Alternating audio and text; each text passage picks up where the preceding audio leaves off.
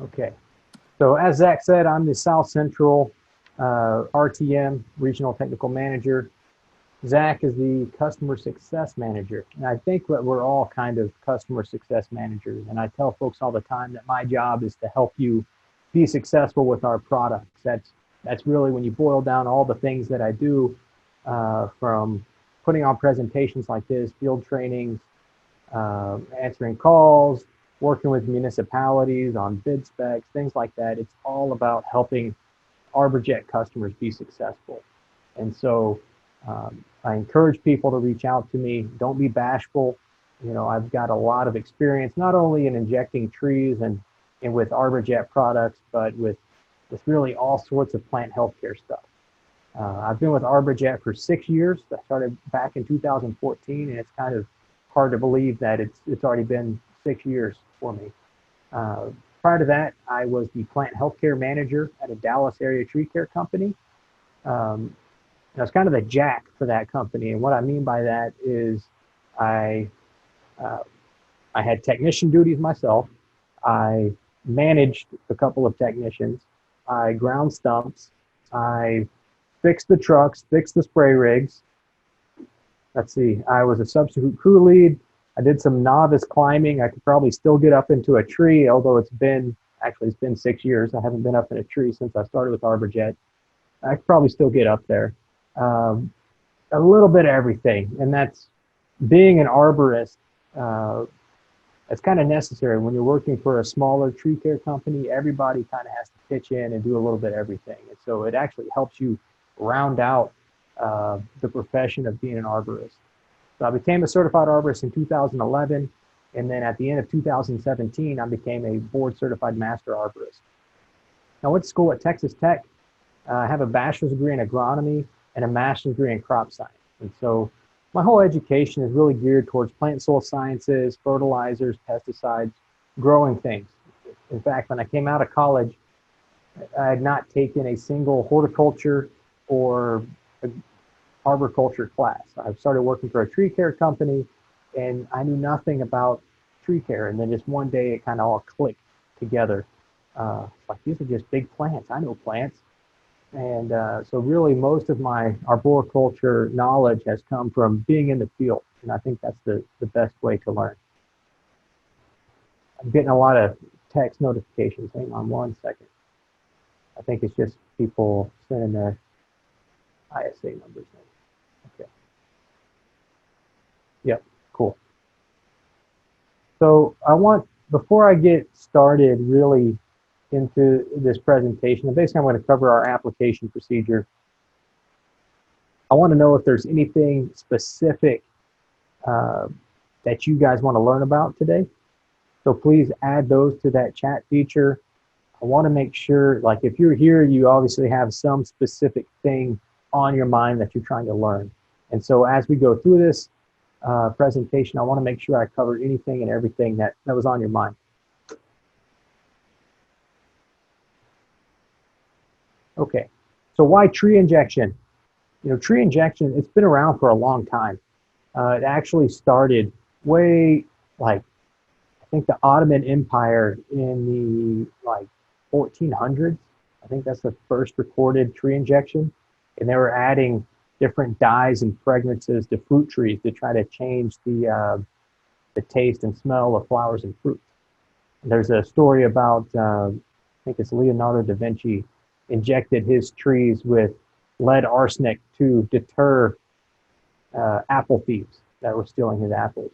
And so this concept of injecting trees goes back centuries, and you know, it's not rocket science is what I tell people. We're utilizing the tree's vascular system to move a material up.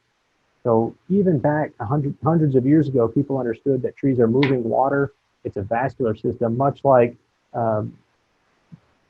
every living creature has. And so what's happened as we've progressed as a society is that spraying has become less accepted by the public. I used to be out spraying trees. I remember back in 2010 in the Dallas area, we had an outbreak of webworms. And I was out spraying these big mature pecan trees that were 60 to 70 feet tall. with a 3/4 inch spray hose and a John Bean 785 spray gun. And I was just pumping all kinds of insecticide out there, spraying these big trees. And I remember thinking at that time that there's got to be a better way. And so using tree injection is limiting that environmental exposure. I can now treat those trees with a very small dose of insecticide and get just as good, if not better, pest management. The other thing with tree injection is that there's been a lot of university research on these products. You know, as things have moved along, people have started seeing tree injection as a real way to fight invasive pests and native pests. And the universities have come around too to start researching these things. With Arborjet, we use the Arbor plug. We're going to talk about this in today's presentation. It gives us a real advantage, and it also allows us to use our state-of-the-art equipment. On some pests and diseases, with tree injection, we have a wider treatment window. Our product Triage lasts for 2 years in the tree. That gives us a much longer application window. Before that, you had to treat when the pest was present, or maybe apply a preventative application before they hatched out. But with Triage, you can treat when it's there, you can treat before it comes out. It lasts for such a long period of time. And there's even some applications that I'd want to do in the fall of the year. And probably one of the most important things about tree injection is that you can treat where other methods aren't an option. You can treat at parks, playgrounds, schools, near water, places where there's a limited volume of soil. All of these things are now treatable. And in fact, with Arborjet, who founded the company, his name's Peter Wild. He's the owner of Boston Tree Preservation. He started this because of hemlock woolly adelgid in the Northeast. And they had really big trees and really small yards. And so the soil applied insecticides were not effective at stopping HWA. And so he was trying to figure out a way to inject trees. And that's where all of these ideas and our technology sprouted from. Okay, so just a few of the treatable pests. These are kind of native to where I'm at in the South Central area. Bagworms, aphids, scales, lace bugs, borers, EAD, drought, nutrient deficiency. These are all things that Arborjet has products for. And so we've really been expanding our product line over the past few years. We have purchased the controlling interest of Ecologel Solutions. They make some really great products for nutrients, turf management, landscape management. And one of the coolest things they have is called Hydrotane, and it's a drought management and water management product that can be applied that extends water availability in the soil. And so we're always trying to stay on the cutting edge of technology when it comes to plant health. All right, so to the meat of today's presentation, talking about our application procedure. And if you were on early when I was chatting with Zach, basically because of COVID-19, I had to suspend my travels. And right now, this time of year, I'm generally slammed doing all kinds of field demonstrations and teaching people how to use our equipment. And so I figured the next best thing would be to do a webinar. So in order to understand, in order to make these applications correctly, I think it's best to understand how a tree actually functions. So I want to look inside the tree at the physiology. So if I was taking my chainsaw and cutting this tree down, if I'm starting from the right, moving to the left, the first tissue I'm going to come in contact with is the bark. The bark is non-living tissue. That's like the armor of the tree, if you will. Then you have the inner bark. So you can see those different layers. You have kind of some dark brown wood, and then it changes color, right? So in that inner bark layer, you're going to find the cambium and the phloem. The cambium is the active growing tissue of the tree. That's what allows it to put on girth. The phloem is very thin, and that's the cells, that's part of the vascular system. That's what moves things downward. So trees are autotrophs. They feed themselves. They're through photosynthesis. They're making sugars and all kinds of things through photosynthesis. and then move them down the phloem. Now, the tissue that we're targeting with tree injection is the xylem. The xylem, or the sapwood, is the vascular components that are responsible for moving water and nutrients up the tree. So trees are picking up water and nutrients from the soil, they move them up the xylem towards the canopy. So that's what in this image is the white, kind of the white tissue.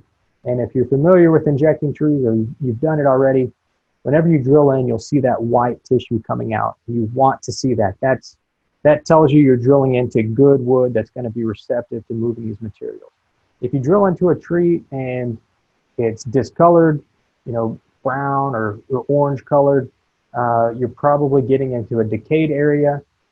And you can see in this image the heartwood, that's a darker color. So sometimes you can drill into a tree and you'll see a little bit of white tissue come out, and you won't get too much further and some of this brown tissue will come out. That means you've gotten into the heartwood of the tree. When trees are vigorous, they'll have a pretty thick layer of xylem if they're in good health, but if they are in poor, or they've been in decline, or maybe growing in a stressful area for any period of time, that xylem is going to be thinner. And so that's always something to look for. Whenever you're drilling in, you want to see good white tissue. And if you drill in, you start to see some discolored wood come out. That's a clue to you that maybe the xylem is not as thick there, and you may run into some problems. Speaking of which, so factors that affect uptake. And this is probably the biggest learning curve if you're new to this. You're going to learn really quickly that not all trees are the same. So there can be physical problems. You can have a girdling root. That's a very common problem, especially with planted trees. You can have injured bark. I was doing some trees near a parking lot the other day, and one of the cars had been hit with a car. I could see the big wound on the trunk. Somebody jumped the curb and crashed into it. And so I skipped over that area. It's like, look, this tree's damaged here. I'm not even going to try to inject that spot. You can find old branch sites. Anything that's disrupting that flow is a physical problem. Weather extremes, too cold or too hot. When the tree loses its leaves, it's not transpiring as much. This whole process is driven by transpiration. If a tree is actively transpiring, more than likely you're going to have good uptake. If there's something going on that has slowed transpiration, you can expect the injection process to be slower. Part of that could be moisture extremes. Drought, which is what I deal with through the summer months in Texas.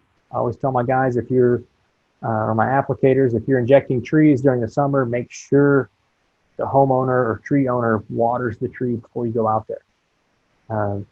On the other end of that spectrum is excess rainfall. Maybe that tree has absorbed so much water that it's basically full. You'll run into this if somebody's here that's planning to inject palm trees. Palms are like a big sponge. And if it's been really wet or it's in an irrigated bed or something like that, they basically just fill themselves up with water, and it's almost impossible to get product in there because there's no vascular movement. They're just waterlogged. They're full of water. And probably one of the biggest things is the vascular characteristics. You have ring porous, diffuse porous, and tracheid type species. So ring porous, you can see in the left image, that's what you'd find with like a red oak or a pear tree. Those are both ring porous trees. And that's actually, you can see those vessels. I wonder if my mouse works here. You can see my mouse. I'm pointing at these vessels, and you got some red arrows. Those are actually the growth rings. And that's what's responsible for moving that water up. Think of it as like a big highway. So ring porous trees, they have large vessels like an artery or a vein moving lots of material. And then you move to diffuse porous hardwoods. That's going to be like a maple or a pecan tree. They have much smaller vessels, and so it doesn't move material as quickly.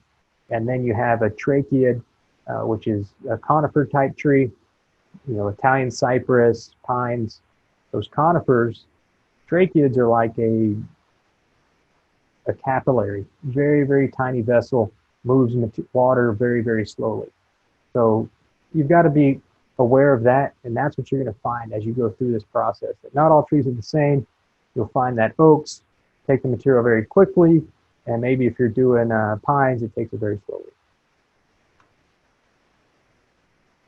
Which kind of leads into which device is right for you.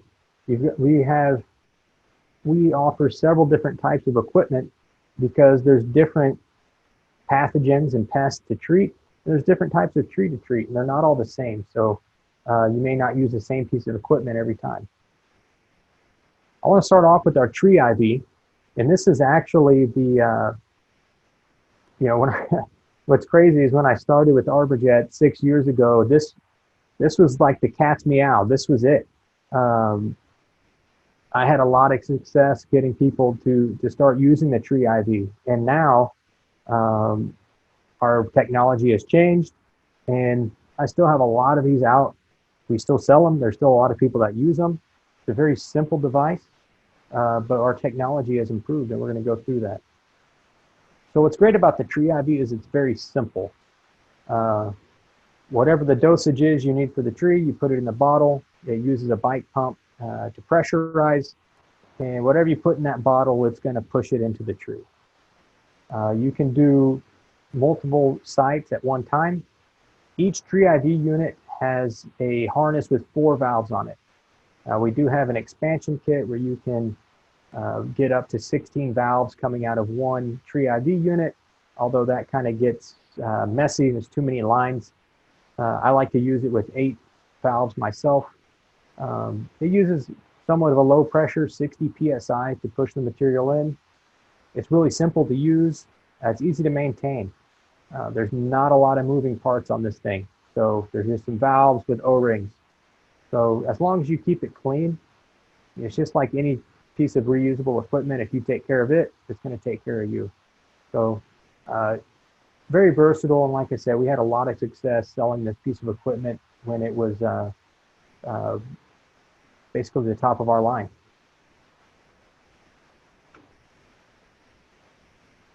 Even from that last photo I was showing you, we've made some changes to it. We changed the different valves on it. Instead of needle type valves on the injection valves, they've changed the ball valves, a little bit easier to handle. It's a great introductory device. Maybe if you're not planning on doing a lot of tree injection, but it's still something that you want to do, this might be a good introductory device for you. The image on the right is showing the Tree IV 2-pack. It's a good startup kit. You can get a lot done with that, but it's not built for major production. If you're doing larger trees, or you can either split your dosage into 2 or 3 units, or you can use that expansion kit that I was talking about. So what's great about this and how a lot of people use it is they're able to do multiple trees at once, especially in those slow uptake situations. That's where I love this device. I deal with oak wilt in Texas, which is a slow uptake situation. And that's where I recommend the Tree IV, or I'm going to talk next about our F-Series. And so you basically load that material in, you pressurize it, turn it on, and it does the work for you. So if that tree is slow to take the material, it's great because you don't have to be sitting next to that tree. You can go get started on the next tree. And so that's what you can see in that right photo, is it leapfrogging through the property.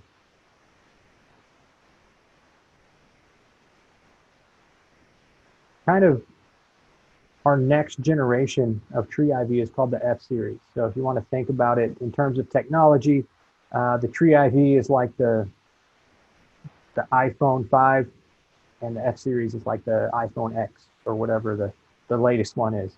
We've made a lot of improvements, and a lot of this came from customer feedback. One of the problems with the Tree IV is that in order to load it, you have to take the bottle off of the head. And so what we did with the F-Series is, you can see in that right image, there's a black cap, and that's basically a fill port. So you can load your material through that fill port, and you don't have to disassemble the unit to do that. We also increased the number of injection valves per unit from 4 to 6. So you can do larger trees with one unit. And instead of having to get an expansion kit, we made it where, if you can see that kind of hex, that spider looking contraption in the screen, that's the splitter.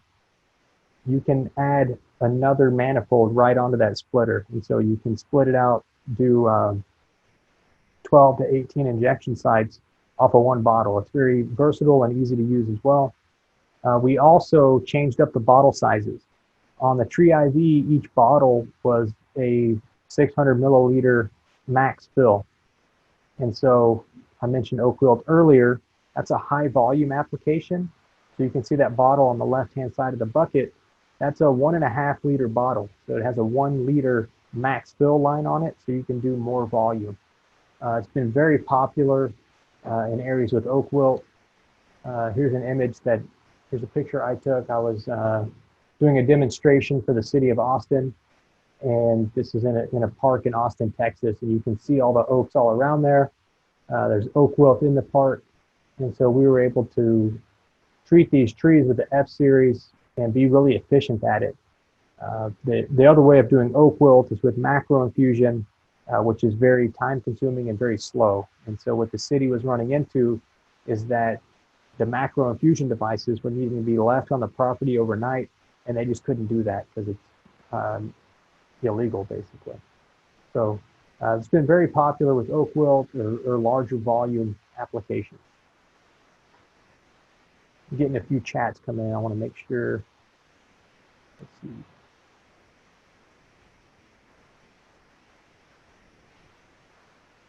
Okay. Joe is asking about where the injection sites are placed. And so basically in this photo, you can see where the roots are and how the root flare kind of chases out. I like to come up a little bit higher, kind of where that trunk flare starts to bend. And basically what you're going to find is that the vascular system is thicker when you come up a little bit higher on the flare. I don't want to go all the way up high on the trunk, but basically where the flare tissue starts to turn into root tissue, kind of in that transition zone. That's where you're going to find the vascular system to be the thickest. And so that's where I like to be. If I were to come out lower onto those roots, the vascular system would be much thinner there, and I would expect my uptake to be slower. And so sort of, when I train folks and when I do this myself, I want this to be as efficient as possible. I do not want to spend more time at a tree than I have to. And so I want to do everything that I can on my end to maximize efficiency.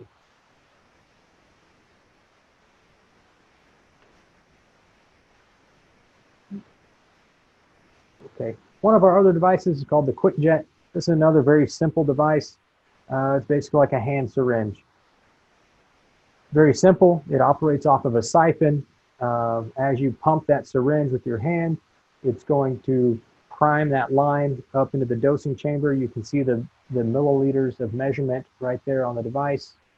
And so you're injecting each site at one site at a time. This is really good if you're planning on doing low volume applications, if you're doing small trees or a small number of trees. And actually, since we launched Triage R10, which is our lowest volume product to use, this device has actually become more relevant in terms of injecting trees because we're using such a low volume of material. What we ran into before is that it's labor intensive. If you're doing a lot of trees or you're doing big trees or slow uptake trees, you're squeezing this thing, and inevitably what happens is somebody purchases this equipment because it's inexpensive. They think this is what they're going to run their whole tree injection program with, and they get onto a slow tree and they can't get it done. And so that's where the pump up systems, the IV or the F series comes in. So there's pros and cons, and that's why we have different systems for different applications. I like to use the QuickJet when I inject palms. Usually palms require a very low volume of material, It's just a really simple way to get them done. You do have to keep this device clean. That was the real feedback on this, on the QuickJet, is that problems with the check valves. So where that tube is entering into the device, that's the lower check valve. And basically there's problems with that getting stuck if it doesn't stay clean or oiled. And then basically behind where that needle is plugged in is the outlet check valve, and that one can get dried out and stuck too. And so if this is the device that you use, just make sure you do proper maintenance on it. Just like with anything, proper maintenance is important. Keep it lubricated, clean it out, it's gonna take care of you. I tell guys, tree people, like if you had a chainsaw and you never put bar oil in it, or you didn't mix the fuel right, it's not gonna work very long. So it's just like this with our equipment. You gotta do the proper maintenance and it'll last forever. Working off the same principles of the QuickJet, we launched the QuickJet Air. I think this was back in 2014, 2015, and it's really just been leading the charge ever since. The QuickJet Air, the more I use it, the more I love it. It's basically the only piece of equipment that I show people anymore, except when I'm doing oak wilt. It's very easy to use. I can teach people how to use this in 10 or 15 minutes. Operates off the same principles as the QuickJet. You can see the glass barrel. And what people love about these two devices is that you can see the material go into the tree. You see that metered out dose go right in. It operates off of one thumb. So while the QuickJet is labor intensive because you're squeezing it, the QuickJet Air, all you do is activate the switch and it drives that material into the tree. To become very, very efficient, especially with the advent of Triage R10, using so much less material, we're able to get injections done very, very quickly. I can also tell you with the QuickJet Air is that the original units that I sold back in 2014 are still in use today. 6 years later, maybe changing the O-ring on that piston or switching out a check valve here and there, and it's good to go. The device is very durable. It's made out of anodized aluminum. It weighs about 2 pounds. It's built very sturdy. In fact, what people may not know is that the president of our company, Russ Davis, his background is in mechanical engineering. And so this is his baby. He designed this, and we actually like 3D print these things first to try them out. And so it's cool. We've actually been able to 3D print some of these out of carbon fiber. It's just fascinating. If you've ever seen a 3D printer, it's cool to watch. Before you move on, Alexander's got a question about recommended PSI. Oh, recommended PSI? That's going to depend on your tree species. I like to operate the QuickJet Air around 80 PSI. If you're doing conifers or pine trees, I would say to turn it down a little bit. Pine trees, their wood is softer, so you may want to dial it down to like 50 or 60 PSI. And I'm gonna show you guys the plugs and injection here in a minute. But basically, softer wood can't handle higher pressure. So keep it around 80 or less. But this picture is showing you the QuickJet Air kit. It comes in a bag that's got a toolbox. And basically, when you buy one of our kits, it comes with everything you need. You need to provide your own hammer, your own drill, buy a bag of arbor plugs, and the product that you plan to use. But other than that, it's got the plug setter device, a couple of drill bits, a repair kit of O-rings, a needle cleanout tool, funnel, the bottles. So it's, equipment, product, and plugs. That's what you'll need. Proper maintenance, guys. I actually was spending a large portion of today doing some repairs on somebody's equipment that wasn't properly maintained. And, having been a plant healthcare manager myself, whoever is doing the applications for your company, if it's yourself, or maybe you have a technician, they need to take ownership of this equipment. You know, this is the way they make their living, right? And so you've got to take care of it. And you can see I have 2 bullet points here. 2, flush with water if you're doing more than one product. So like if you inject a tree with triage and then you're wanting to switch to Menjet, flush it out with water first. So that's one maintenance procedure, just flush it with water. And then the second thing that I encourage you to think about is to clean the equipment on the job site. Whenever you're done with your last tree for the day, clean it out right there. Use CleanJet, flush that rinsate into a waste bottle, waste container. Do it while you're on the property. Because me, having done this for 4 years, I know that when you get back to your shop, you're going to get pulled 50 other directions. And that equipment that you thought you would clean, that's still on your truck, that's going to get neglected. You're going to stick it in the corner of your office and you're going to forget about it until the next time you have to use it. So do it while you're on the job site. It takes less than 5 minutes usually. Go ahead and clean it there. And that way it's taken care of. You don't have to worry about it anymore. Off my soapbox. Okay. Everything that we do is based off of the tree DBH, the diameter at breast height. That's a measurement taken about 4.5 feet above the soil level. If you don't have a diameter tape, get one, because that's the easiest way to calculate DBH. We do not want tree guys doing math if they don't have to be. Because you got to think back to high school geometry. Circumference divided by 3.14 equals the diameter. We don't want to be messing around with that. Just use a diameter tape, it does it for you. But the DBH determines the number of injection sites, the dosage that you're going to be using, and the cost, or what you're going to charge for the application. As a guideline for the number of injection sites, use diameter divided by 2. Throughout this presentation, I'm going to use an example of a 20-inch tree because it makes my math nice and clean, and hopefully we can get through this without any hiccups. So if you're using the QuickJet or the QuickJet Air, it's always, always, always diameter divided by 2. If you're using the Tree IV or the F series, you're going to adjust the number of injection sites based off the limitations of the equipment. All right, so the Tree IV, each unit has 4 valves on it.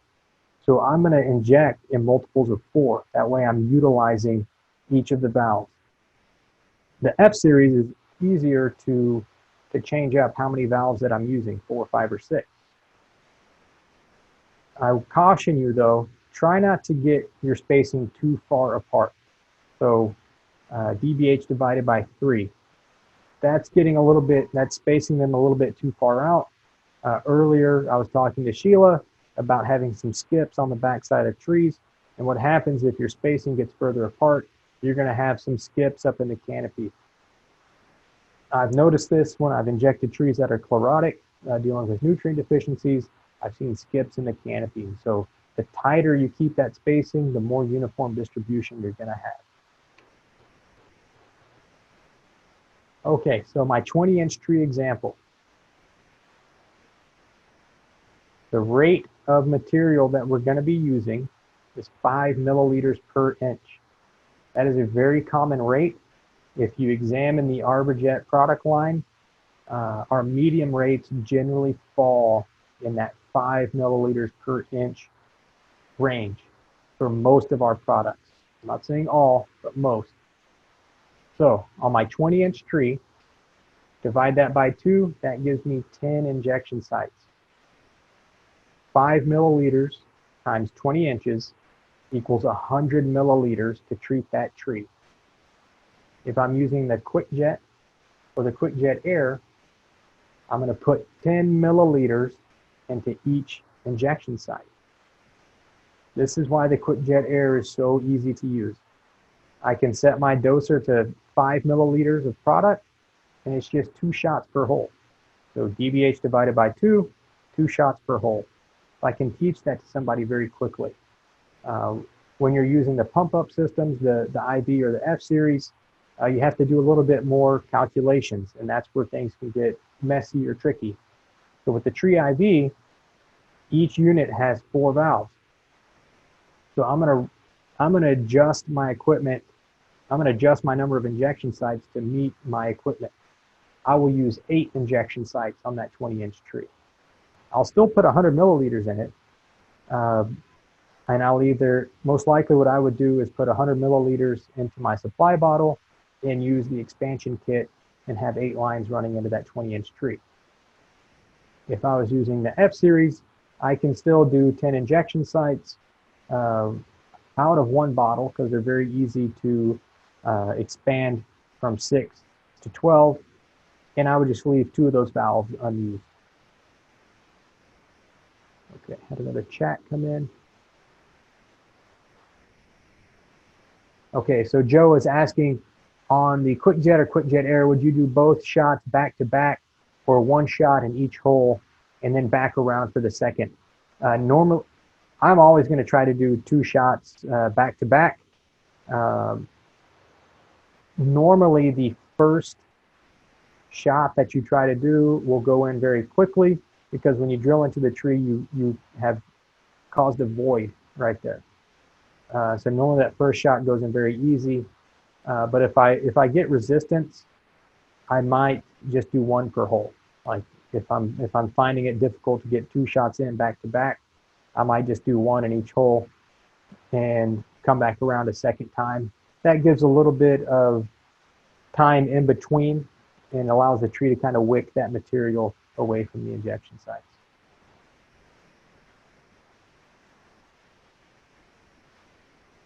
Okay, so the steps to inject: drill, plug, and inject.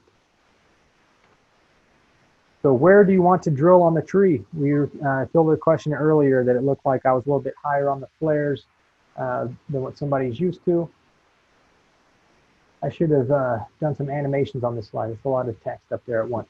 So your injection site should be within 24 inches of the soil level. I like to inject as low as practical. You want to utilize the root flares. Think about the root flare as being like the main artery of the tree. That's where the water flow is concentrated. So that's the tissue that you want to target. I tell people all the time, this is not rocket science, it's tree science.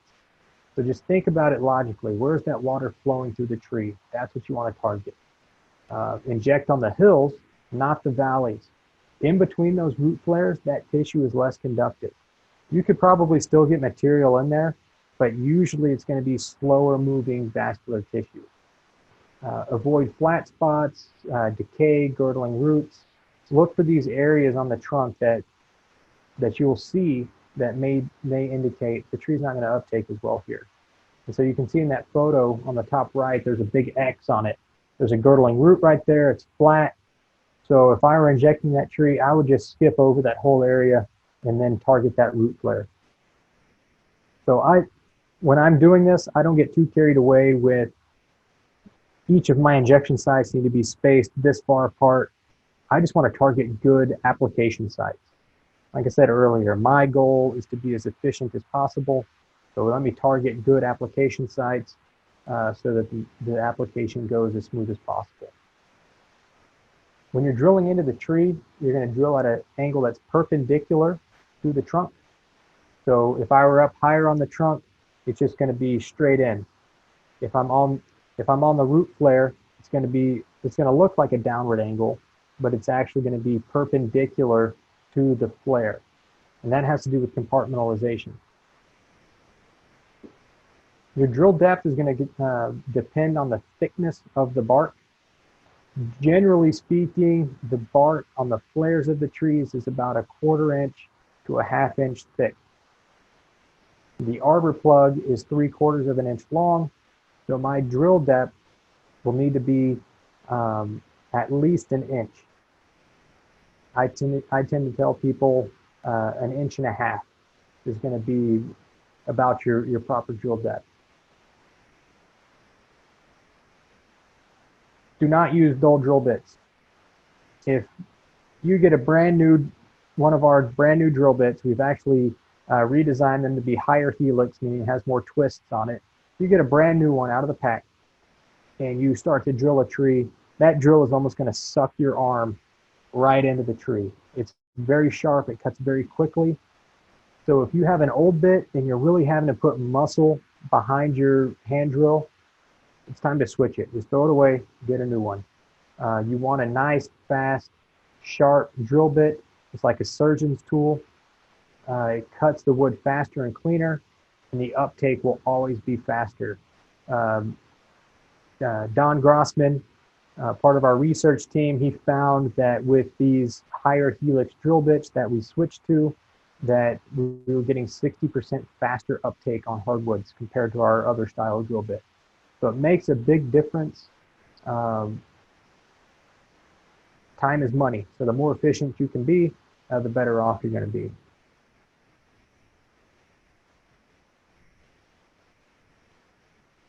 I want to talk a little bit about arbor plugs. This is an apparatus that's part of our application procedure. So the arbor plug is actually a few different parts that are all put together. It's like an IV port if you've ever been hooked up to an IV in a hospital. So we're going to drill into the tree, and then each injection site, we're going to set an arbor plug, and this gets hammered into the tree. So you can see the barbs on the edge of the plug. There's 3 barbs. Those barbs actually grip into the sapwood. That's what allows us to use higher pressure. So I mentioned the tree IV does 60 PSI. The F series can go up to 120 PSI, and the quick jet air I like to run around 80 PSI. The reason I'm able to use those higher pressures is because of the arbor plug. Those barbs grip into the sapwood and allows me to push that material up the vascular system. There's no leaking around the plug because of those barbs. Inside of the arbor plug, there's a white rubber septum. You can see in the lower left image. That's like a self-sealing piece of rubber. So you're going to push that needle through the arbor plug, inject your material, and when you pull the needle out, it closes that plug over, sealing everything inside. Whenever you're injecting trees under pressure, you push that material in, there's going to be back pressure on that. And so that's really where these arbor plugs, the idea of them came from. Whenever Arborjet was getting started about 20 years ago, this was something that the industry was demanding because through macro infusion and the other injection devices, there was back pressure on the material, and a lot of leaking and loss of product was occurring. And so they wanted an interface between the tree and the injection device to seal everything inside. So that's one of the reasons the arbor plug is there. It also aids in the process of compartmentalization. This is an artificial wall that we've put into the tree, and it allows the callus wood a surface for the tree to grow over the top of. And because of the higher pressure that we're able to use with arbor plug, it actually speeds up our application time significantly. So this is a picture showing a properly set arbor plug.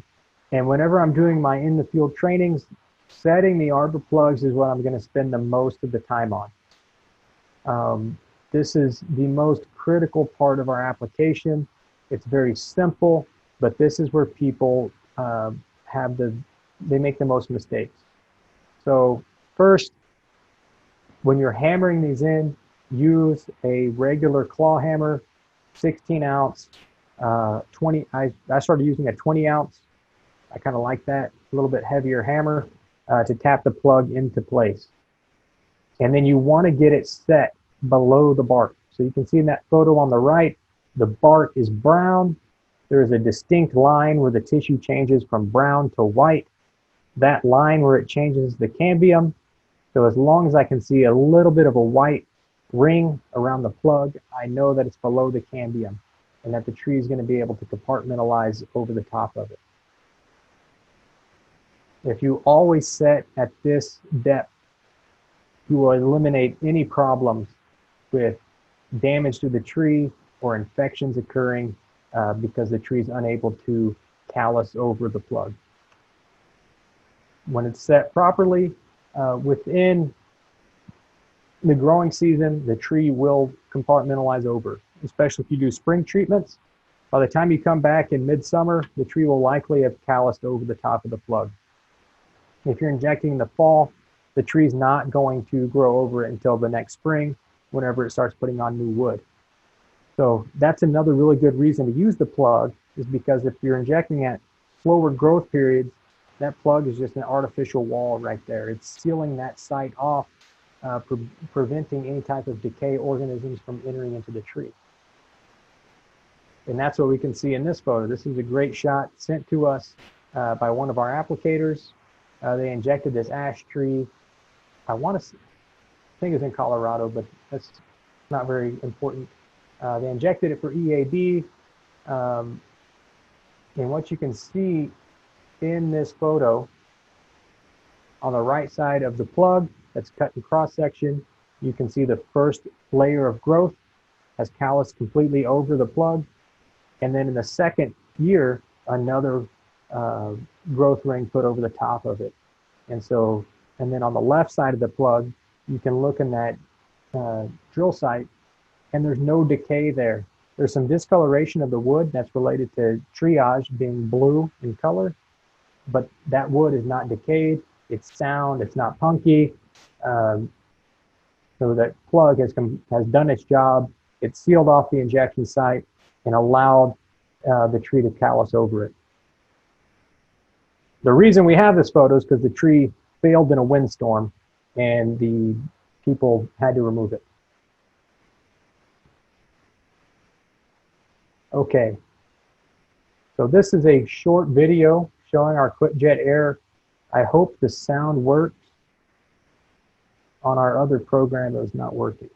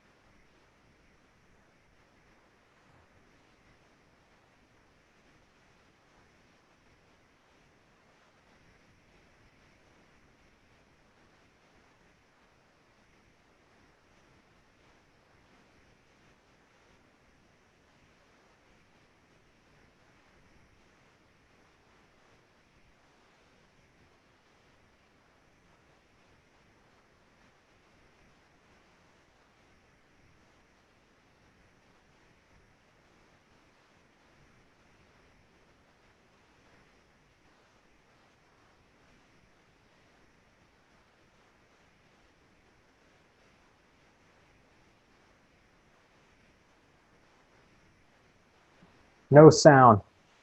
I had sound. Sorry, guys. Hopefully you still got the idea behind that. Okay, so she basically showed the process that I was explaining: drill, plug, and inject. And Hey, normally, Emmett, yes. before you move on to looking at determinate dosage, there was a question about recommended plug size. Oh, that's a very good question. So we have two sizes of plug. The black plug is a 3/8. The yellow plug is a 9/32. It really becomes applicator preference. So the larger plug, the number 4, the black, you're cutting open more vessels. And so if you think, hang on a second. So you're cutting open more vessels. So generally with the larger size, you're going to have faster uptake, just because there's more vessels that have been opened up. However, I prefer using these small plugs. I find them a little bit easier to work with under the right situations. So I've injected a lot of trees. I can almost look at a tree and tell you if it's going to be fast uptake or not. Like oaks and pears, almost always very fast uptake. So on those, I'd go ahead and use the small ones, because it's going to create a smaller site for the tree to grow over. If I was doing a pine tree, I would always use the large plugs. If I was doing something for oak wilt, I would always use the large plugs because that's a slower application. And I'd want to make sure that my job is efficient as possible. So it really becomes applicator preference. Most people use the number 4s, the 3/8 inch. EAB is by far the biggest use of our equipment and materials, and sometimes ashes can be slow to inject, and so people gravitate towards a larger injection site. Like I said, it's applicator preference, and that's why we have multiple sizes. Sorry, Leah, skipping you that time. Okay, so determine your dose of product. We're going to go through a couple of labels here. This is our Triage G4 label. So we're looking, like I said, EAB is the biggest use of our product. So we're going to find EAB on the label, flat-headed borers, including EAB. Your rate is the medium to high rate. And so over here, if we look at my 20-inch tree example, if I look at that medium rate, I get a range, 60 to 160. That is a big range. How I recommend dosages to people is by milliliters per inch. So the medium rate in my mind is 5 milliliters per inch. That's, as you can see, is going to fall right into that medium dosage. 5 milliliters times 20 is 100, so it's right in the middle there. The high rate on G4 would be 10 milliliters per inch, which would be 200 milliliters into my 20-inch tree. So when I was the plant healthcare manager, managing technicians, like I said, doing math is, I don't want people doing math if they don't have to. So I would take the bottle and I would write with the Sharpie what the rate was on it. That way the guys were always on track with what they were doing. Now when we look at our Triage R10 product, again, there's flat-headed borers, EAB, looking at the medium rate. Now we're not given a range, we're just given what to use. So 20-inch tree, 40 milliliters, that's 2 milliliters per inch. Look at the high rate, it's 80 milliliters, so that would be 4 milliliters per inch. So with Triage R10, the concentration it's 2.5 times stronger basically. And so our rate is cut down by 60% of the volume. So on a medium rate application, instead of 100 milliliters, I only have to use 40. And so you can see how much more efficient that's going to be as I'm using the QuickJet or QuickJet Air. Excuse me. This is the label for Minjet FE, our micronutrient product. So what I'm doing, I'm showing you a few different styles of our labels here. And so this product is near and dear to my heart. I did a lot of the field work and was involved kind of start to finish with Minjet FE. The low rate is 5 milliliters per inch. The high rate, that's where we give you a range, 10 to 15 milliliters per inch. So that gives you, the applicator, some flexibility and being able to use what you think is the correct dosage. So with the high rate, you're only going to want to use that during the fall or before early in the spring, before the tree leaves out. The low rate can be applied during the growing season.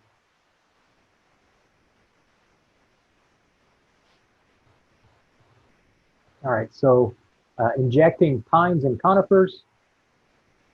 So these are some tips for success. Inject in the fall if possible.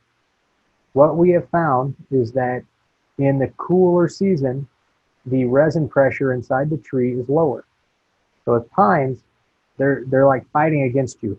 As soon as you drill into the tree, it's trying to pump resin into that drill site and clog it off.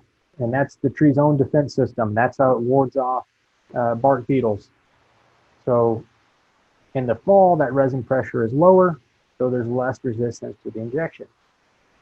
Also, a little bit higher up on the trunk. On pines, I don't inject on the flare. I come up higher on the trunk, about 2 feet up. If the pine is of adequate size, I may drill a bit deeper. If you've ever cut a pine tree down, and you look at the stump, you'll see those resin ducts in the whole stump basically just pumping resin. So pines have a very thick layer of active wood, so you can drill a little bit deeper into them. Always use the number 4 plug, and it's like a race. So drill, plug, inject. You're going to drill a hole, set your plug, inject that site immediately. If you're using the QuickJet Air, it's very simple to do. If you're using the Tree IV or the F series, you want that equipment loaded, primed, pressurized, ready to go before you drill the tree. So have your equipment ready to go, drill, set the plug, inject that site immediately. And with Triage R10, I really encourage you, if you're doing pine applications, to use that product. You're going to be blown away. We're finding 7 times faster application speed using Triage R10 because of the reduced dosage. Injecting palms is something else that's a little bit different. Only 1 injection site per palm. They are monocots, and so rather than doing DBH divided by 2, you just have to do 1 injection site. You can use either side of the drill bit. You're going to drill deep, depending on the size of the palm, through the pseudo bark. We have a longer drill bit for palms that may be required. But basically, I'm just going to watch for the white fleshy tissue to be coming out of the trunk. And when I start to see that white tissue come out, I know that I'm there. You're going to set your arbor plug just like normal, about a 1/4 inch below flush, and then inject the proper dosage into the drill site. Palms require a very small amount of material. Basically, a small tree with PalmJet MG, you're looking at 5 to 10 milliliters per palm. It's a very small amount of material. You do want to look out for overly wet conditions. Like I said earlier, the palms can become waterlogged, so you want to avoid that. And then with palms, we do have a 3-step program. Basically, through that 1 injection site, you can put an insect control product, a disease control product, and a fertilizer. You don't want to mix materials together, but you can do it in a piggyback fashion. So hopefully, through this presentation, I've taught you how to properly set the arbor plug. However, what we run into a lot in the field is applicator error. And shallow set plugs is the most common error that I run into. People just set them flush to the bark surface, like you can see in this photo. And what happens, and the reason why it's important to understand the tree physiology behind this, is because when that plug is set too shallow and we're injecting under pressure, our material is going to go in between the bark and the xylem. And it can actually split the bark off the tree and cause some pretty nasty looking wounds. So we want to make sure we get that plug set below the bark. This was an incident that we ran into where the applicator was treating for a municipality, and the technicians were not setting the plugs deep enough, and so they caused some injury to the trees. And so we were able to go back out, work with the applicator company, and reassure the city that they had been properly trained and they wouldn't be running into this anymore. But basically, they caused some pretty big injuries to the tree because the plugs were not set deep enough.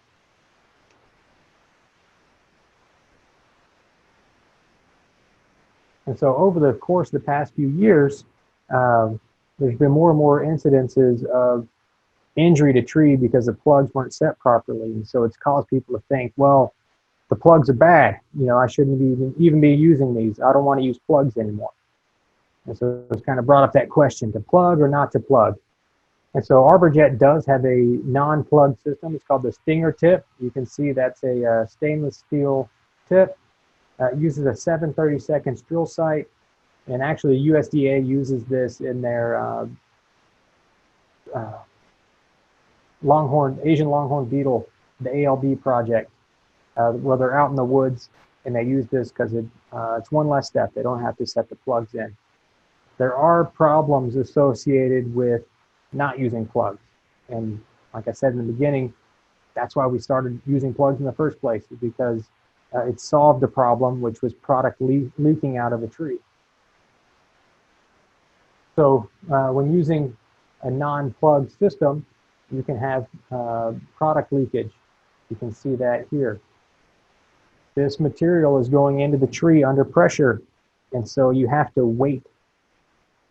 After that bottle has emptied, you need to wait a few minutes before you pull those tips out, because you have to allow that tree to move the material away, let that back pressure kind of dissipate, and that way the material is not going to run right back out of the injection site. On that same tree, you can see some splitting in the bark. With the plug, when that plug is set properly, I know that the pressure is only in the xylem wood. With that plugless tip, I'm not exactly sure where that pressure is going to be.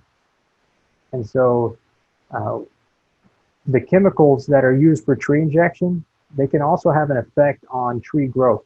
They can inhibit the tree's ability to compartmentalize. And so when that material, like in that left-hand photo, you can see some discoloration of the wood and also a split right there. And so that material has kind of inhibited the tree's ability to compartmentalize, or slowed it down at least. And here you can see where the blue product has run right back out of the tree. And so when you're injecting trees, you're using very small doses of material. That's what I started with on my first slide. Lower volume applications. I'm able to treat a 20-inch tree with 100 milliliters. 100 milliliters is a very small amount of material.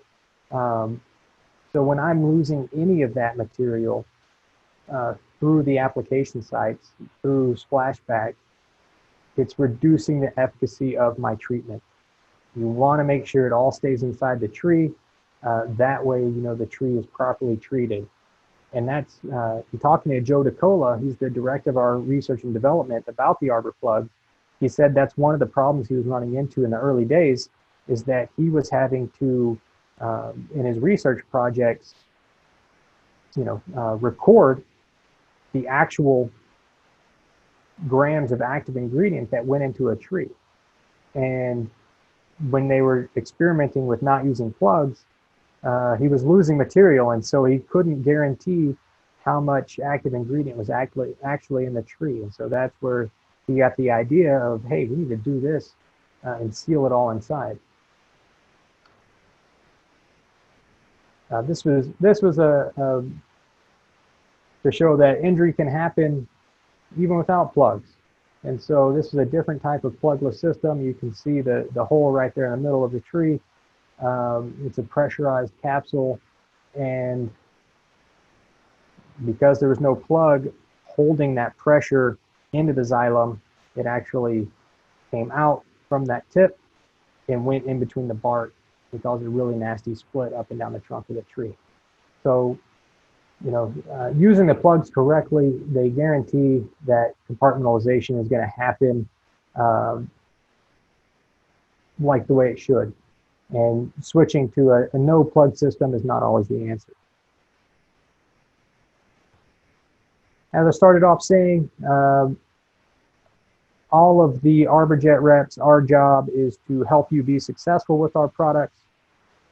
We have people on the webinar today from all over the United States. So if you don't know your Arborjet rep, I encourage you to get on our website, find their contact info, reach out to them. They want to get to know you. They want to help you. That's what we do best. We have a lot of experience with injecting trees and all sorts of plant healthcare topics. We want you to be able to grow your business using our products, and so please contact us so we can do that for you. Again, my name is Emmett. Here's my contact information. If you can't get a hold of your rep in your area, feel free to contact me. Over the next couple of weeks at least, I should be in the office.